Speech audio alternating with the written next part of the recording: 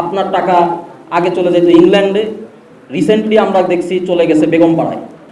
এখানে যে সকল সাংবাদিক ভাই ও বোনেরা আছেন, ডাক্তার, ইঞ্জিনিয়ার, ব্যবসায়ী, পেশাজীবী যারা আছেন, কৃষক শ্রমিকদের প্রতিনিধি যারা আছেন, আপনাদের কষ্টার্জিত ঘাম এবং রক্তে অর্জিত পয়সা দিয়ে পুলিশ এবং আদালত তৈরি হয় এবং সেটা পরে আপনার ওপরেই খবরদারি করে। এটা হচ্ছে কলোনিয়াল প্রতিষ্ঠান, যেটা তৈরি করা হয়েছে আপনাকে শাসন এবং শোষণ করার জন্য। আপনাকে শোষণ করবে, আপনার টাকা আগে চলে যেত ইংল্যান্ডে, রিসেন্টলি আমরা দেখছি চলে গেছে বেগমপাড়ায়, চেঞ্জ হয় নাই কিন্তু। এবং যখন আপনি আপনার সম্পদ, আপনার জানমালের অনিরাপত্তার বিরুদ্ধে কথা বলবেন, বিদ্রোহ করে বসবেন, তখন আপনাকে পিটায় ঠান্ডা করার জন্য আছে পুলিশ, আদালত, এগুলো। তো এইটা হচ্ছে গণতান্ত্রিক রাষ্ট্রের প্রতিষ্ঠানগুলোর সাথে কলোনিয়াল প্রতিষ্ঠানগুলোর পার্থক্য।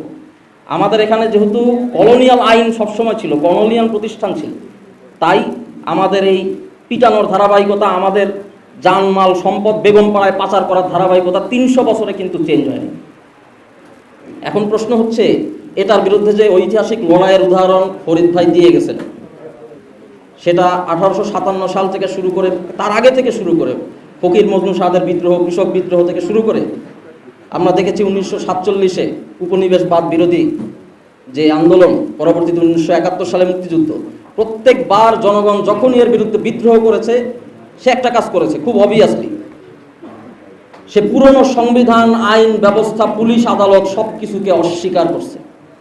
যে তুমি আমার ঘরবাড়ি পাহারা দিবা, এটা আমি মানবো না, তুমি তো পাহারাদার না, তুমি তো খবরদার, তোমাকে এখান থেকে সরে যেতে হবে। সে লড়াই করছে আর্মির বিরুদ্ধে, সে 71 সালে পাকিস্তান আর্মির বিরুদ্ধে লড়াই করছে, তার নিজের দেশের আর্মি, তখন তো দেশ পাকিস্তান ছিল। 24 সালে সে তার পুলিশের বিরুদ্ধে লড়াই করছে, বাংলাদেশ পুলিশই তো নাকি, এবং রক্তক্ষয়ী লড়াই করছে।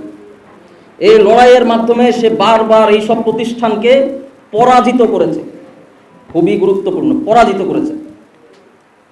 পরাজিত করে তাদেরকে কি করছে, রিমুভ করে দিছে। এবং ওই সময়ে পাওয়ারটা চলে আসছে কার কাছে, জনগণের কাছে।